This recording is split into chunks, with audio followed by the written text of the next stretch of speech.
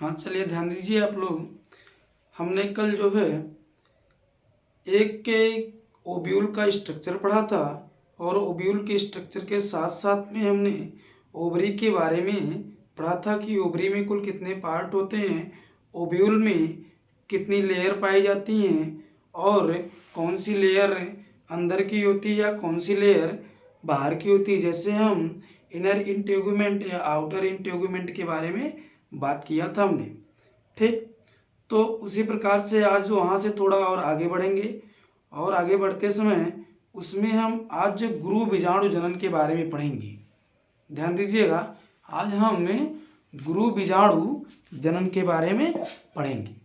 तो गुरु बीजाणु जनन में हम क्या पढ़ेंगे कि आप लोगों को हमने बताया था यदि हम किसी भी पुष्प के, कोई एक पुष्प होता है, उसके पुष्प के बारे में फीमेल पार्ट जो पाया जाता है उसके बारे में जब अध्ययन करते हैं तो ये जो ओवरी वाला पार्ट था जहाँ जिसे हम लोक्यूल कहते थे, ठीक। इस लोक्यूल में एक टिश्यू ऊतक पाया जाता था, एक क्या पाया जाता था, टिश्यू पाया जाता था जिसे हमने नाम क्या दिया था, प्लासेंटा दिया था नाम, ठीक ना। इसे हम प्लासेंटा या हिंदी में क्या कहते हैं, इसे हम पुष्पासन कहते थे। सॉरी, इसे हम बीजांडासन कहते थे।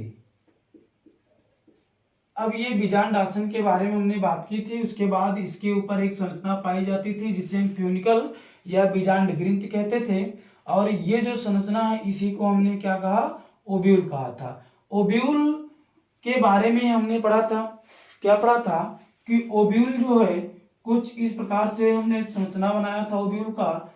मान लीजिए ये कोई एक ओब्यूल की संरचना है, ठीक है, कोई एक ओब्यूल की संरचना है। इसमें ये जो लेयर बनाया हमने, ये कौन सी लेयर है, ये आउटर लेयर है। ये कौन सी है, आउटर लेयर है। आउटर लेयर को हम किसके नाम से जानते हैं, आउटर इंटेगुमेंट के नाम से, इंटेगुमेंट के नाम से। इसे हम क्या कहते हैं, आउटर इंटेगुमेंट। बातें समझ में आई। अब उसी के अंदर एक और लेयर पाई जाती है जिसे हम इनर इंटेगुमेंट कहते हैं। इसी के अंदर एक और लेयर पाई जाएगी जिसे हम क्या कहेंगे, इनर इंटेगुमेंट, ठीक है ना। अब इनर इंटेगुमेंट के अंदर हमने कहा था ये कुछ इस प्रकार से टिश्यू पाए जाते हैं, ऊतक पाए जाते हैं, ठीक है ना। इन ऊतकों का नाम क्या रखा गया था, इन ऊतकों का नाम न्यूसेलस रखा गया था। ध्यान दीजिएगा, न्यूसेलस, ठीक है ना, न्यूसेलस नाम रखा गया था। और जहां पे इंटेगुमेंट अनुपस्थित था उसका नाम हमने माइक्रोपाइल रखा था, ठीक। और ये कौन सा भाग है, ये फ्यूनिकल वाला भाग है। ये कौन सा भाग है, ये हाइलम वाला भाग है, ठीक ना। ये कौन सा भाग है, ये चलाजा वाला भाग है।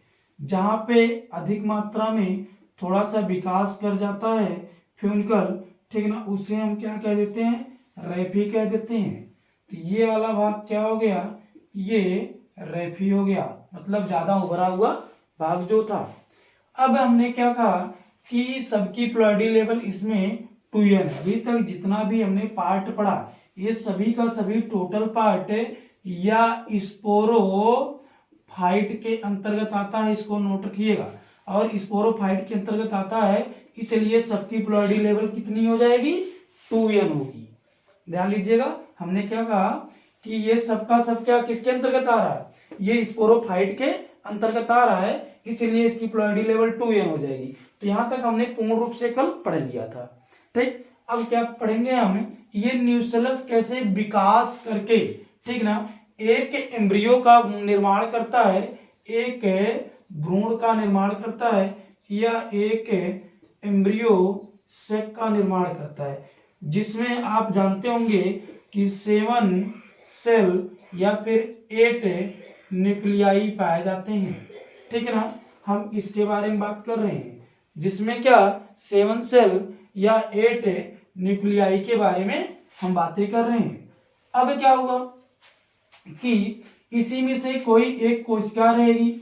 ठीक है ना, कोई एक कोशिका विकसित होगी जिसमें केंद्रक पाया जाएगा और वो थोड़ी सी बड़ी होगी।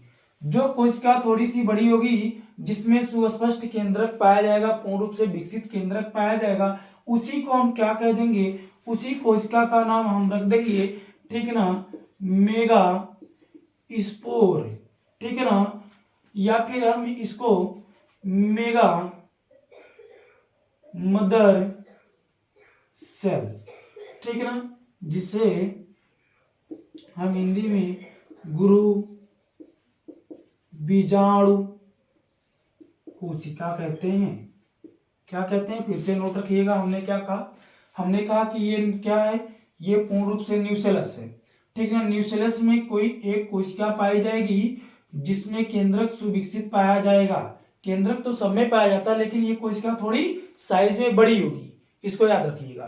ठीक, अब इसकी प्लॉइडी लेवल क्या है, 2n। अभी इसमें मियोसिस क्रिया नहीं हुई है, जिसे हमने नाम क्या दिया, एमएमसी का नाम दिया। नाम क्या दिया हमने, एमएमसी।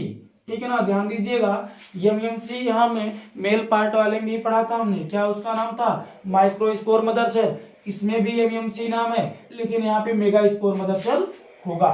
बातें समझ नहीं, उसमें उसे हम लघु बीजाणु, ठीक ना, कहते थे। इसे हम क्या कहेंगे, इसे हम गुरु बीजाणु कहेंगे। बातें इतनी कंफर्म हुई। अब ये गुरु बीजाणु जो है वो विकास करेगा, तो वो कुछ इस प्रकार से विकसित हुआ। ध्यान दीजिएगा, कुछ इस प्रकार से। बाकी इसके चारों तरफ जब कोशिकाएं हैं वो न्यूसेलस के रूप में ही रहेंगी, और इसके अंदर ये एक क्या हो गया, केंद्रक हो गया। अब ये जो केंद्रक एक इसी के अंदर है, इसकी प्लॉइडी लेवल क्या है, सेल की 2n है। अब ये विकसित होगा। अब जब विकसित होता है तो किस प्रकार से अर्धसूत्री विभाजन की क्रिया करता है, जरा उसके बारे में ध्यान दें आप। तो यहाँ पे क्या होगा, ये मान लीजिए हमने उस कोशिका को यहाँ पे निकाला, इसको हम साफ कर रहे हैं, एक बार आप चेक कर लीजिए, तुरंत हम साफ करें इसको। हाँ, ध्यान दीजिएगा।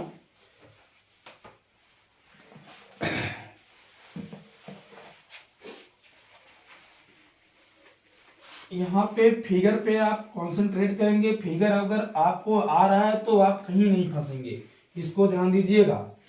फिगर समझना अनिवार्य है, बायोलॉजी में फिगर ही अनिवार्य होता है, और हम फिगर को बहुत बेहतर तरीके से बता रहे हैं, इसको नोट रखिएगा। हमने क्या कहा, ये क्या है, एक सेल है, इसमें क्या होता है, सबसे पहले मियोसिस की क्रिया होगी।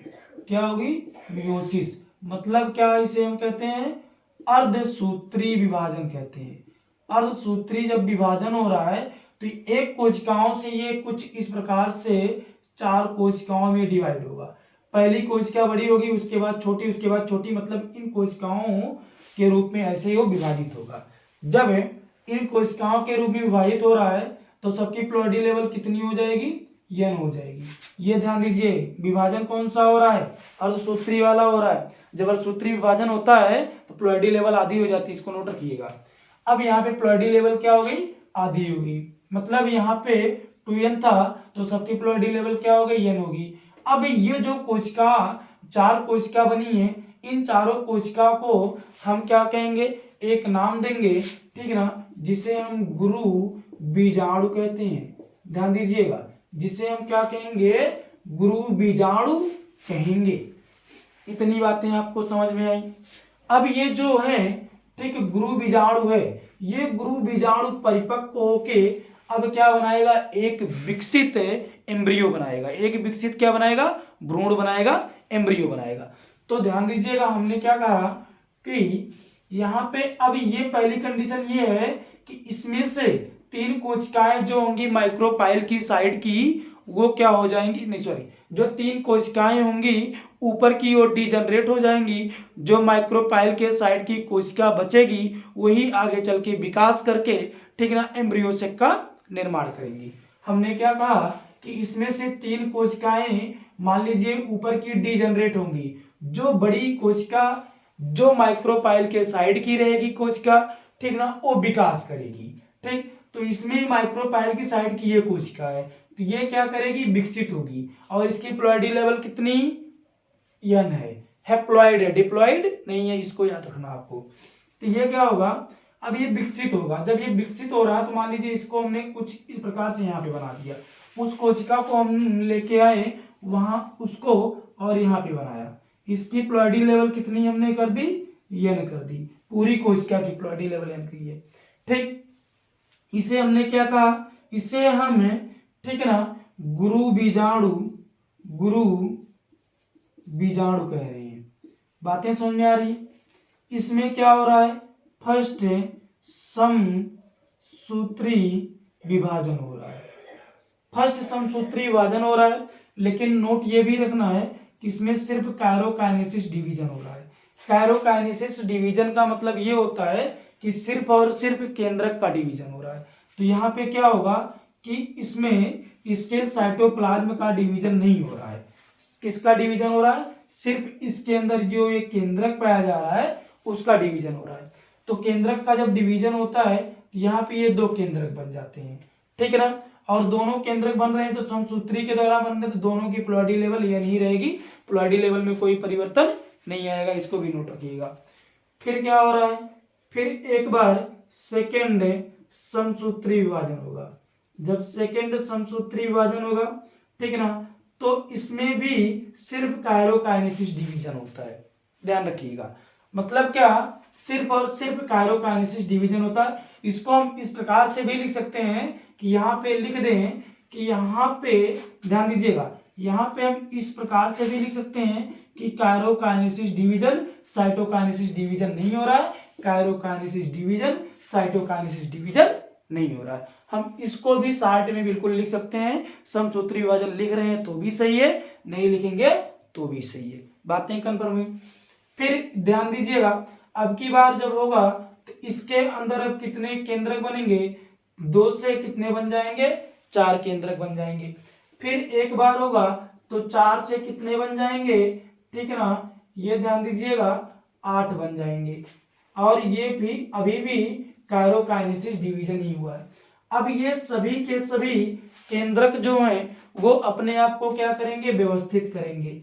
जब ये अपने आप को व्यवस्थित करते हैं तो इसमें से 3 केंद्रक क्या होगा, वो नीचे आ जाएगा और 3 केंद्रक क्या होंगे, ऊपर आ जाएंगे, बीच में 2 रह जाते हैं। और सबकी प्लॉइडी लेवल अभी केंद्रक की n है, इसको नोट रखना है। लेकिन ये भी नोट रखना है कि कोशिका में भी साइटोकाइनेसिस नहीं हुआ है, मतलब साइटोप्लाज्म की डिवीजन नहीं हुई है, ये नोट रखना आपको। तो यहाँ पे क्या होगा, अब ये केंद्रक क्या कर रहे हैं, अपने आप को व्यवस्थित कर रहे हैं। जब केंद्रक अपने आप को व्यवस्थित करते हैं तो उसके बाद ये व्यवस्थित होने के बाद अब यहाँ पे क्या होगा, साइटोकाइनेसिस होगा। साइटोकाइनेसिस का मतलब क्या, साइटोकाइनेसिस डिवीजन। इसका मतलब ये हुआ अब यहाँ पे कितनी कोशिकाएं बन जाएंगी, ठीक ना, यहाँ पे 3 ऊपर और 3 नीचे, कुछ इस प्रकार से कोशिकाओं का निर्माण होगा, ठीक। और बीच में 2 इस प्रकार से केंद्रक पाए जाएंगे। अब अगर इनका नामकरण करें तो जो माइक्रोपाइल के साइड में रहते हैं, ठीक है ना, उन दोनों कोशिकाओं को हम क्या कह सकते हैं, इन दोनों को हम सहायक कोशिका कहते हैं। क्या कहते हैं भैया, सहायक कोशिका कहते हैं, ठीक।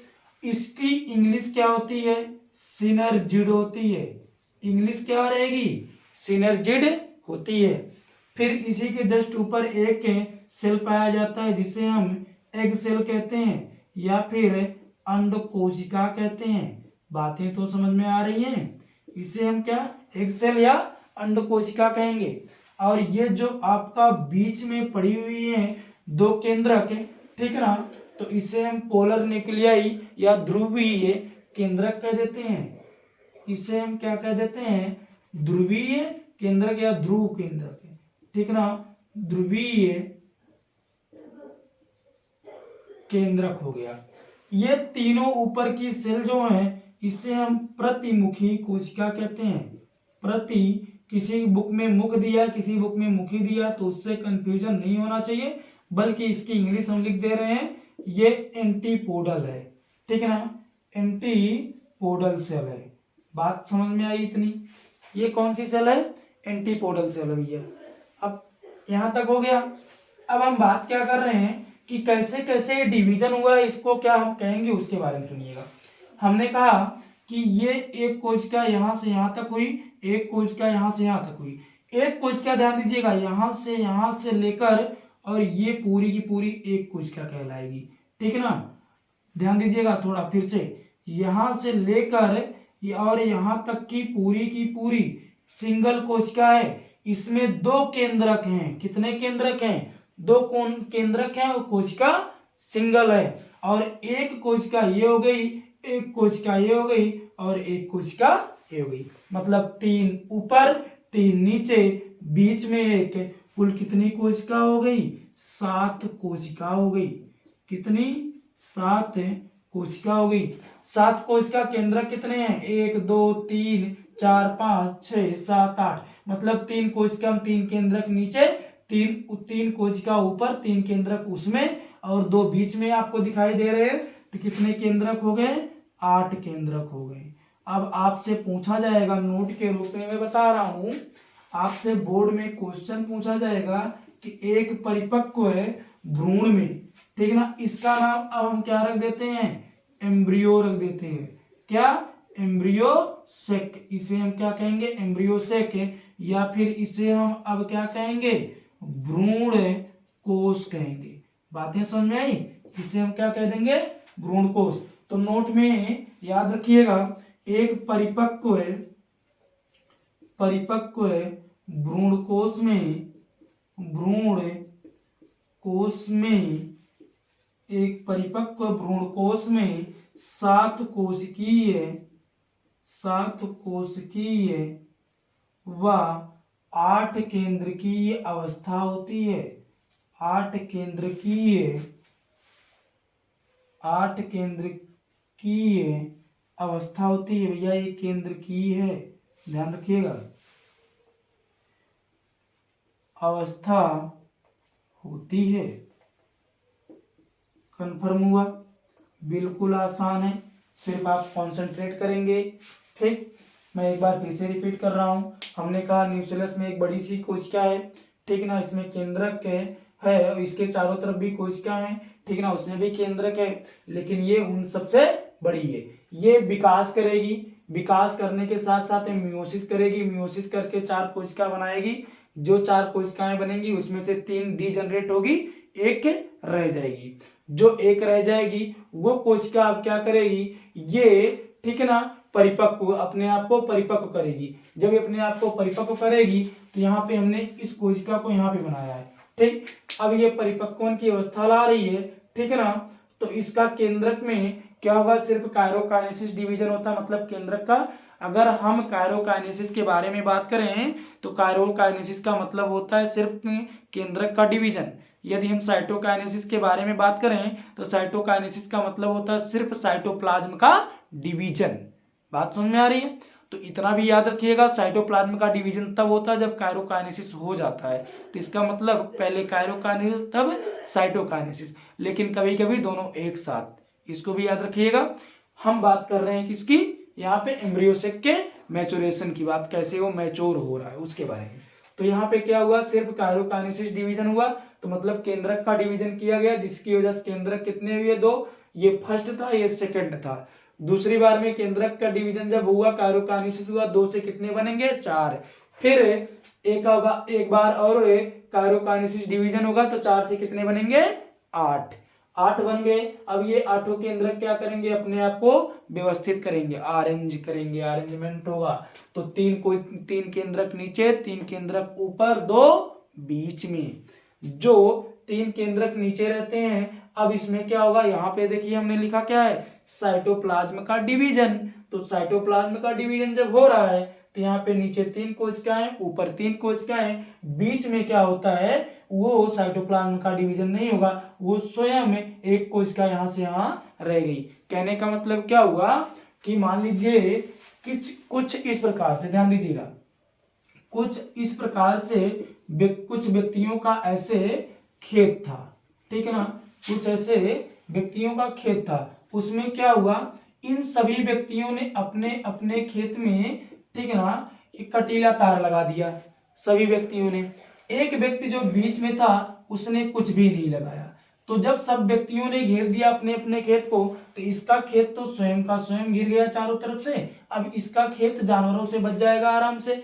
सेम कंडीशन इसमें, एक कोशिका ने साइटोप्लाज्म का डिवीजन कर लिया, तीनों ने अपना अपना साइटोप्लाज्म बांट लिया। इन कोशिकाओं ने, ऊपर वाली ने, तीनों ने अपना साइटोप्लाज्म का डिवीजन कर लिया, इसने अपना अपना। अब यहां से लेकर यहां तक जो ये क्षेत्र बचा, ये एक बड़ी कोशिका होगी, जिसे हमने क्या कह दिया, ठीक है ना, इसे हमने पोलर न्यूक्लियाई या फिर ध्रुवीय केंद्रक के नाम से जानते हैं। कंफर्म हुआ। फिर हमने क्या कहा कि अब इसे नाम हमने क्या दे दिया, एम्ब्रियोसेक नाम दे दिया, भ्रूण कोश नाम दिया, ठीक है ना। भ्रूण कोश में हम क्या कह रहे हैं, 7 कोशिका और 8 केंद्रक पाया जाता है। ये ऑब्जेक्टिव में क्वेश्चन मिलेगा बोर्ड में, इसको नोट रखिएगा, ठीक है ना। 7 कोशिका 8 केंद्रक पाया जाएगा। और हमने ये कहा कि परिपक्व भ्रूण कोश में 7 कोश की 8 केंद्र की अवस्था होती है। इतनी बातें कंफर्म हुई। अब हम क्या कह रहे हैं कि ये जो एग सेल है, ठीक है ना, इसकी प्लॉइडी लेवल n रहेगी, बाकी इन तीनों की भी प्लॉइडी लेवल n ही होगी। और जो सिनर्जिड सहायक कोशिका, इनकी भी प्लॉइडी लेवल n ही होगी। अब आपको यह बताना है कि इसकी प्लॉइडी लेवल क्या होगी। मतलब क्या, ये जो आपको बीच में एक पोलर न्यूक्लियाई दिख रहे हैं, ठीक है ना, या फिर हम बात करें यहां से यहां तक की कोशिका, ठीक है, बड़ी वाली कोशिका का, उसका प्लॉइडी लेवल क्या होगा, फिर गुणिता स्तर उसका क्या होगा, वो आपको कमेंट में आंसर देना है, ठीक है ना। तो आप क्या करेंगे, इसको आंसर को आप देंगे स्वयं, ठीक। बाकी अगर इसमें आपको कहीं पे कोई कंफ्यूजन होगा तो मुझे बता दीजिएगा, ठीक। मैं एक बार रिवीजन कर दूंगा, नहीं तो यहाँ पे आप एनसीईआरटी पढ़ लीजिएगा। एनसीईआरटी में जितनी सारी चीजें दी गई हैं, सारा का सारा यहाँ पे मेंशन किया गया है, कुछ अलग से ऐड नहीं किया गया है, ठीक है ना। तो धन्यवाद, देख लीजिएगा और पढ़ते रहिएगा।